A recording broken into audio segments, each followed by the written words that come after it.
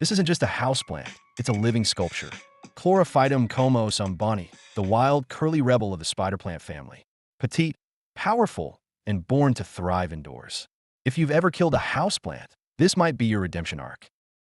Chlorophytum comosum, also known as the spider plant, hails from the subtropical valleys and shaded forest floors of southern Africa. That's where Bonnie's roots run deep. This is a plant designed by nature to thrive under a canopy, soaking up dappled light, storing water in her roots, and sending out babies to spread across the forest floor. It's a natural survivor, and now, a design favorite indoors from New York to Tokyo. Bonnie's curls are powered by light, but not just any light. Place her near a window with bright, indirect sunlight. That means sunlight that's bright enough to read by, but never directly touches the leaves. A north or east-facing window is ideal. She'll still grow in medium light, but the curls may loosen and the variegation will fade. Low light? She'll survive, but she won't thrive. And here's the secret. The more light she gets, the more often she'll drink. That's where watering comes in. Here's where most people go wrong. They either drown Bonnie with love or forget she's alive.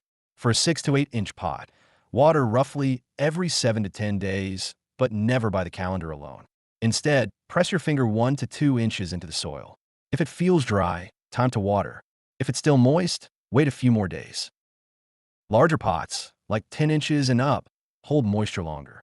Water every 12 to 14 days or when the soil says so. Here's your roots and roast watering formula. Screenshot or write it down. And don't forget, light, heat, and humidity change everything. In brighter light or dry air, Bonnie dries out faster. Of course, even perfect watering won't help if Bonnie's pot doesn't drain. Let's talk about containers, roots, and what she really needs to grow. Drainage is non-negotiable. Bonnie needs her roots to breathe.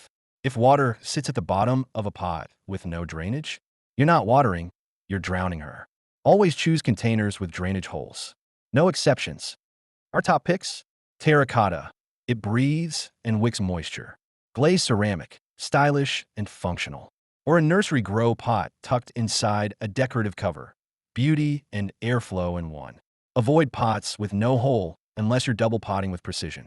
Standing water equals soggy roots, root rot, and a sad Bonnie. You don't need to repot Bonnie every year. But when she starts telling you, listen, roots growing through the drainage hole, soil drying out too fast, leaves looking tired even after watering, these are her signs. I need room to grow. The sweet spot for repotting is every 12 to 24 months, depending on her growth, light, and pot size. Choose a new pot that's just 1 to 2 inches wider than the current one. Too big, and the soil holds water she won't use, leading to root rot. Pen and pad time. Here's your roots and roast repotting guide. Screenshot or jot this down. Healthy leaves start with healthy roots, and that means the right soil. Bonnie needs a lightweight, fast-draining indoor mix. Think indoor potting soil blended with perlite, pumice, or orchid bark. The goal? Airflow. Her roots need to breathe. Avoid heavy soils meant for outdoor gardens. They hold too much water and suffocate the roots. Now let's talk fuel, fertilizer. In spring and summer, feed her once a month with a balanced, water-soluble houseplant fertilizer. Something like 10-10-10 or 20-20-20 diluted to half strength. Skip the fertilizer in fall and winter. She's not actively growing, and overfeeding can burn the roots. Even with the perfect mix and feeding schedule, there's one more battle: bugs. Let's talk pests and how to keep Bonnie clean, strong, and thriving. Bonnie doesn't get sick often, but when she does, pests are usually to blame. The most common offenders?